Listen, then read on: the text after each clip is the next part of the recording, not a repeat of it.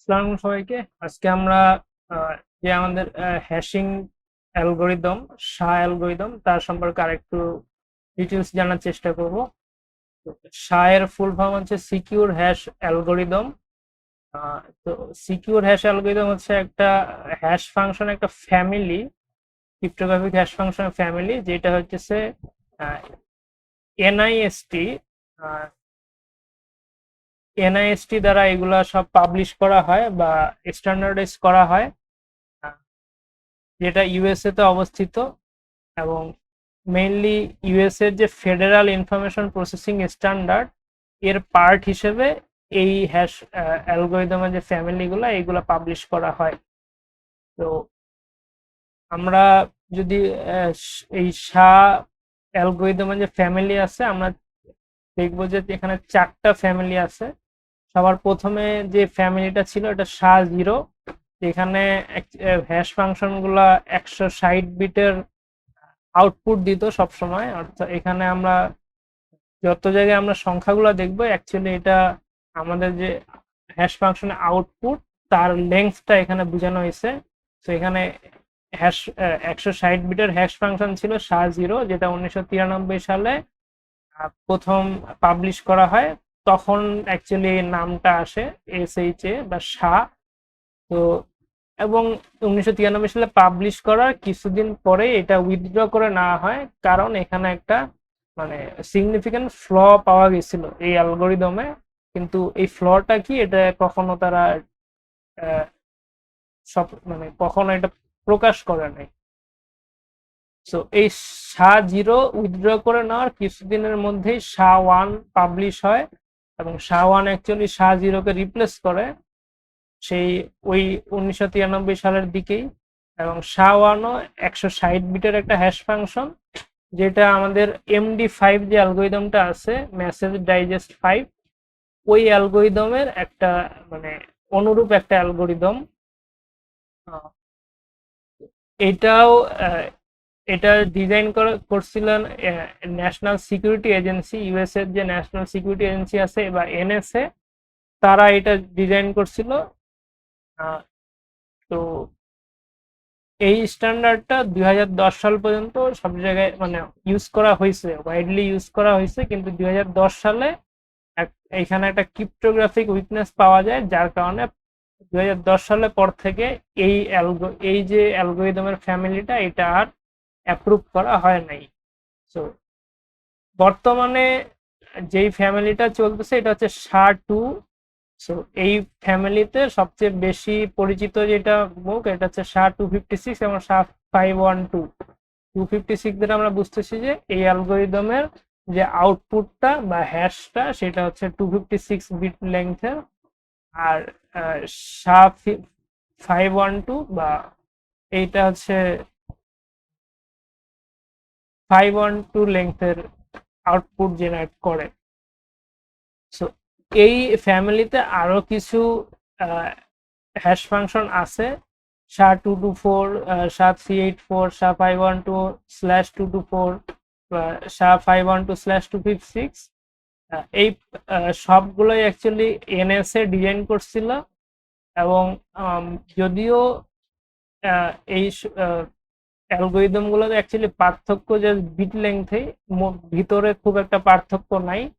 অধিকাংশ অ্যালগরিদম একই, জাস্ট তারা এক একটা অ্যালগরিদম এক এক লেংথের হ্যাশ জেনারেট করে। তবে সবচেয়ে বেশি আমরা ইউজ করা হয় SHA-256 এবং SHA-512। সো এরপরে এবং এই যে SHA-2 ফ্যামিলি, এটা কিন্তু এখনো ওয়াইডলি ইউজ করা হয়। কিন্তু এরপরও আমাদের নতুন একটা ফ্যামিলি আসছে SHA-3, যেটা এর আগে নাম ছিল কেচ্চাক নামে নাম ছিল। এবং এটা 2012 সালে এটা চুজ করা হয় কিভাবে। কারণ আমরা এর আগে দেখছিলাম যে এর আগে যতগুলো আছে সবগুলো হয়তো ইউএস এর এনআইএসটি বা এনএসএ দ্বারা তারা এইগুলা ডেভেলপমেন্টে কাজ করছে। তো 2012 সালে একটা কম্পিটিশন হয় যেখানে আর কি নন এনএসএ মানে এনএস এর বাইরের যে বিভিন্ন হ্যাশ ফাংশনের ডিজাইনার আছে তাদের মধ্যে একটা প্রতিযোগিতা হয় এবং সেইখান থেকে মানে সিলেক্ট করা হয় এই যে কেচাক নামের যে হ্যাশ ফাংশনটা, এটাকে সিলেক্ট করা হয় এবং এটাকে SHA-3 নামে স্ট্যান্ডার্ডাইজ করা হয়। সো এটা SHA-2 এর মতো সেম হ্যাশ লেংথ সাপোর্ট করে, কিন্তু এর ইন্টারনাল যে স্ট্রাকচার আছে এটা SHA ফ্যামিলি মানে অন্য SHA ফ্যামিলি অন্য মেম্বারদের থেকে অনেক ডিফারেন্ট। তো SHA-3 এখনো যদিও SHA-2 এর চেয়ে বেশি সিকিউর বলা যায়, কিন্তু এখনো অধিকাংশ জায়গায় SHA-2 ব্যবহার করা হয়। সো আমরা যদি এখন যেহেতু SHA-2 সবখানেই মোস্ট ওয়াইডলি ব্যবহার করা হয়, এটা সম্পর্কে যদি আরেকটু জানার চেষ্টা করি, of all the algorithm of SHA-2 family, SHA-2 is most widely used. এই SHA-2 ফ্যামিলির মধ্যেও তার মধ্যে সবচেয়ে বেশি ওয়াইডলি ইউজ করা হয় SHA-256 এবং 512। সো এইখানে 256 বা 512 এটা মেইনলি তাদের যে হ্যাশ ভ্যালু আছে তার লেংথটাকে ডিনোট মানে রেফার করতেছে। এই যে SHA-256 এবং SHA-512 এই দুইটা অ্যালগরিদমই আমাদের এর আগের লেকচারে যে মার্কেল ডামগার্ড কনস্ট্রাকশন দেখছিলাম ওই কনস্ট্রাকশনটাকে ইউটিলাইজ করে।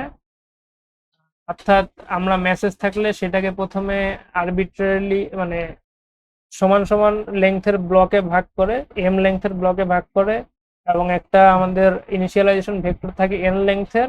এইভাবে রিপিটেটিভলি আমরা এই ফাংশনের ভিতর দিয়ে ব্লকগুলো পাস করা হয় এবং ফাইনালি আমাদের এন লেংথের একটা আউটপুট জেনারেট হয়।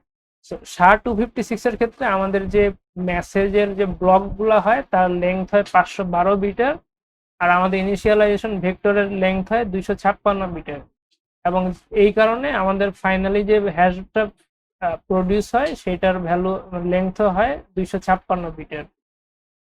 আর SHA-512 এর ক্ষেত্রে আমাদের মেসেজের লেংথ হয় 1024 বিটের এবং এন এর ভ্যালু হয় 512।